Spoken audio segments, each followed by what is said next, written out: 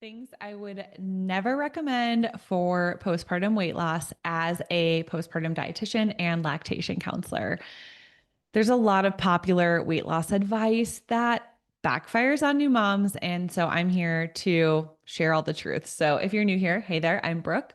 I'm a registered dietitian. I'm a lactation counselor. I'm a mom of three little ones, and I have helped thousands of moms reach their healthiest weight and feel like themselves again without sacrificing their favorite foods or their milk supply. On my channel, I make postpartum nutrition and breastfeeding less complicated so you can get results, and I post new videos every Tuesday. So make sure to hit that subscribe button, that bell notification, so you can be notified when I post a new video. And before we get started, go ahead and hit that thumbs up button if you're going to take action on what we cover today. And you can see all the moms cheering you on in the comments. So there's a lot of things that I see moms doing that make me cringe when it comes to postpartum weight loss. And so I am not here to shame anybody who wants to lose weight postpartum, who wants to feel better, who wants to fit back in their clothes. I think that's totally fine. My big concern with being a postpartum dietitian and lactation counselor is I want to make sure that moms are doing it in a safe and effective way, that they are losing weight in a sustainable way, that they can keep off long term in a way that doesn't harm their milk supply. And again, I want moms to get to whatever their healthiest weight is. So your healthiest weight might not be the weight you were in high school, and it might be different than that, and that's okay. But what we want is our body to just function at its best. And when our hormones and our metabolism are functioning at its best, then your weight is just going to naturally shift where it needs to go.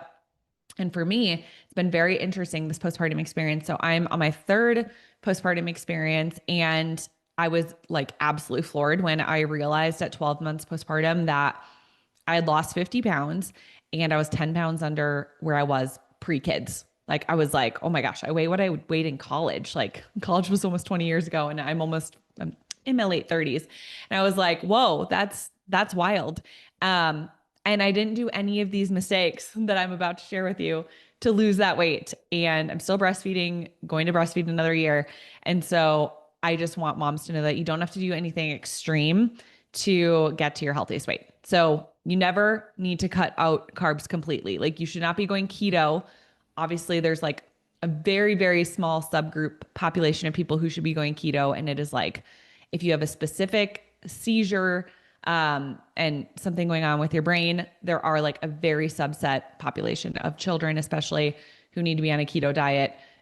But for most people, no. And especially most breastfeeding moms, we need carbs. We need carbs to make enough milk for our baby. We need carbs to have energy. And if we're not eating enough carbs, we tend to have a lot of binges and cravings and headaches.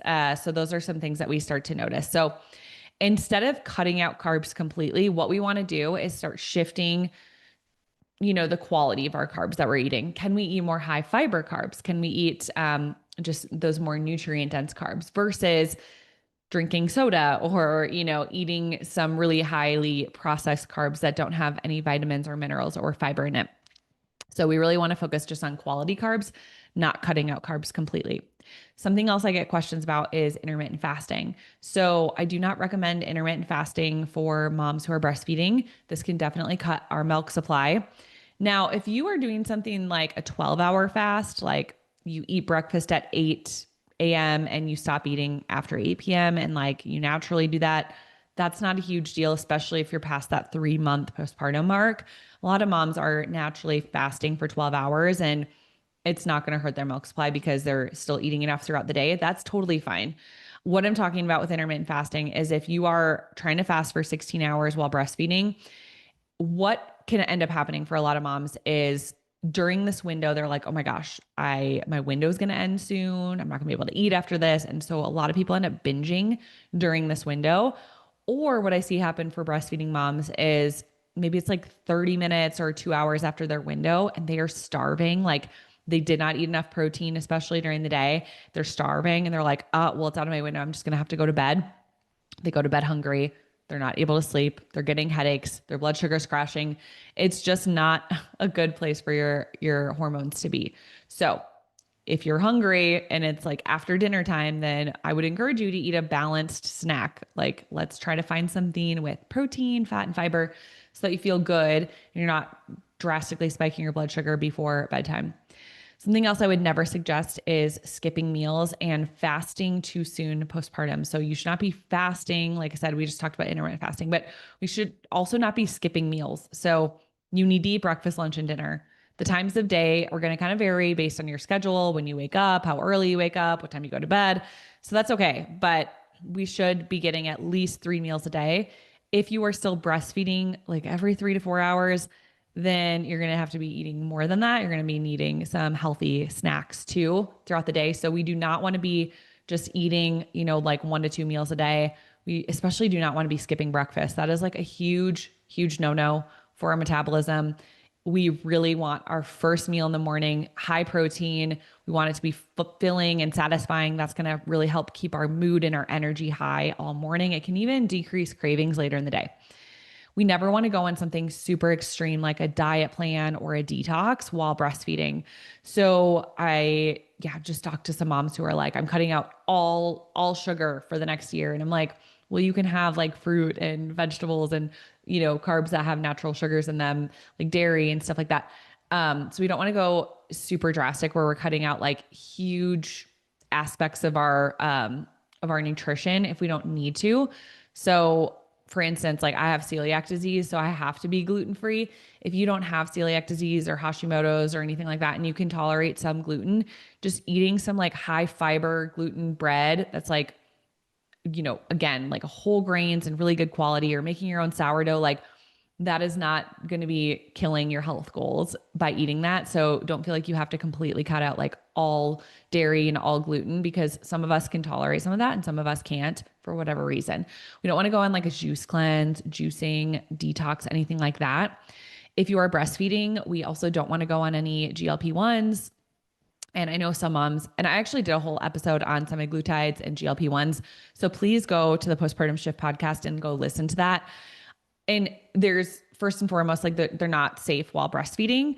But if you are considering getting pregnant again and having more kids, I wouldn't recommend going on one, because you're going to have to then like wean yourself off. And that can be really hard on your body to do.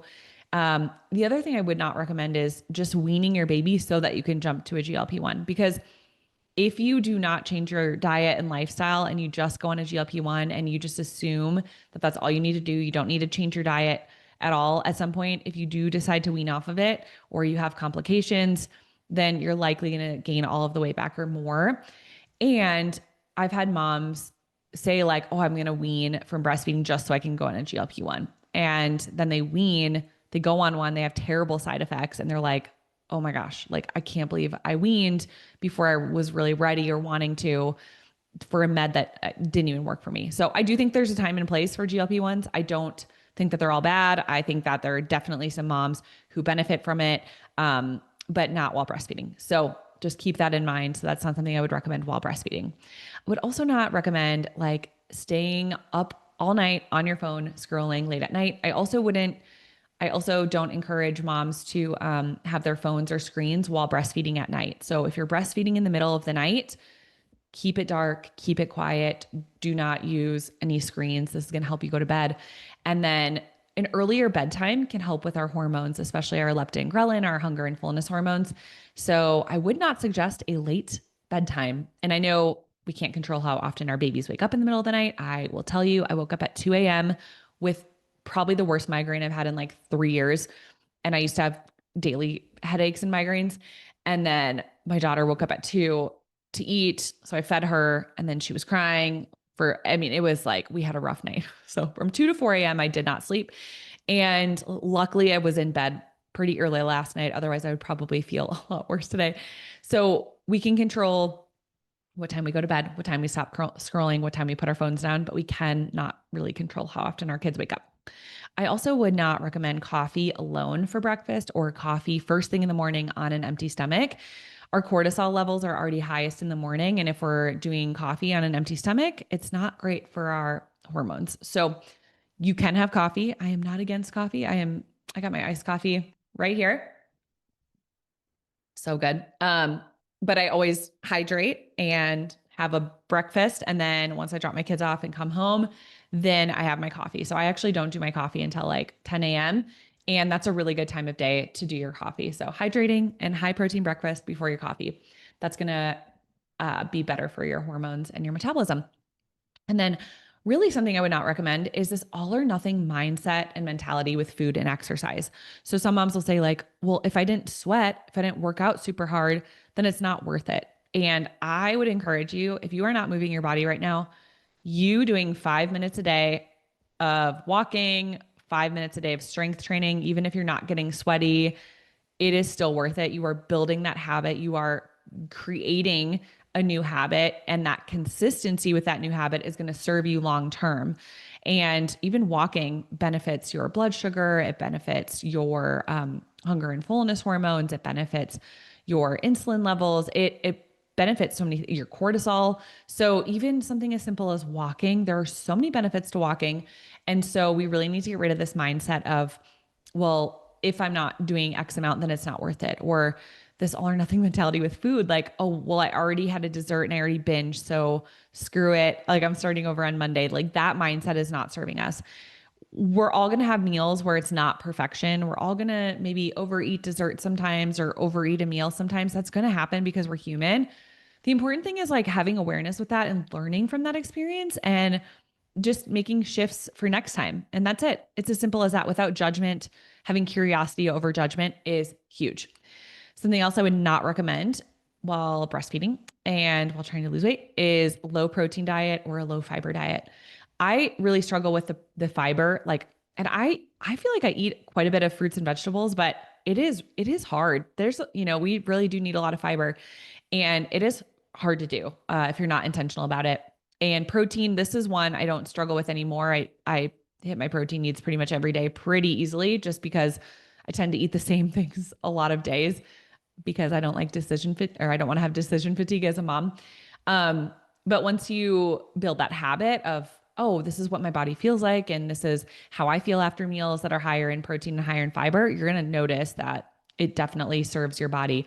So we definitely don't want to be on a low protein or a low fiber diet while breastfeeding. Something else I don't recommend is just only doing tons of high intensity cardio, like only running, only biking, and never strength training, because strength training is going to be so beneficial for building muscle mass, speeding up your metabolism. You're going to burn more calories over time at rest when you have more muscle. So strength training is definitely where it's at. So if you only have time to do one, I would definitely encourage you to do strength training. And then obviously, if we can get walking in, that can be your cardio. You don't have to do like running. You don't have to be on a bike. You don't have to do really intense cardio. You can just walk for your cardio, and that is totally fine. Put on a weighted vest, carry your baby, push a stroller. You can make it more challenging with your walking or just going at a faster pace. And that's how you can get your cardio in.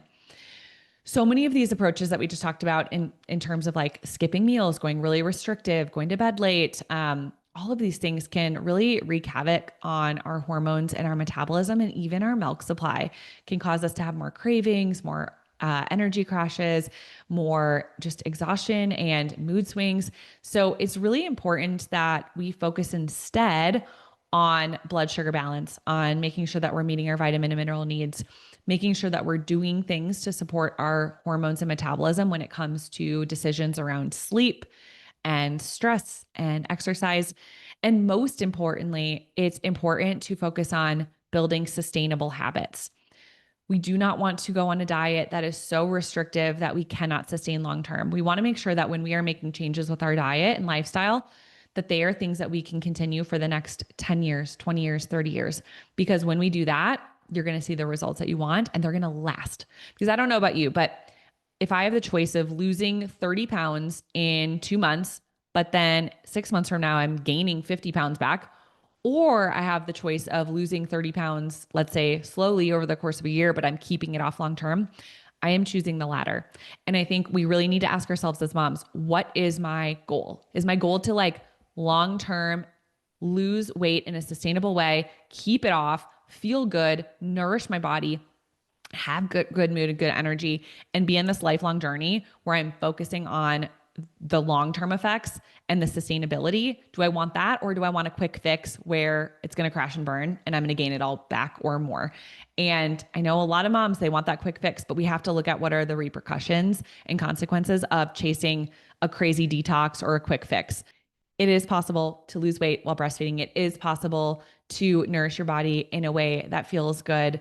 And just, I'm here to just tell you that you really deserve to feel good. You deserve to be your healthiest self, because when you show up feeling your best, that is going to impact all of the ones that you love and care about most. So when you take action on what you've learned today, make sure to come back to this video, share your results, what you've implemented, or just share what you're going to implement first. Make sure that you're subscribed to this channel and hit that bell notification so that you can be notified whenever there's a new video. And make sure to come say hi over on Instagram at Nutrition for Mamas. And if you want to learn more about my programs, you can go ahead and check out my free class below. That's where I'll walk you through my 3-step system that I use with my postpartum clients, and it's helped thousands of moms in the last 2 years. And remember, you deserve to feel good again.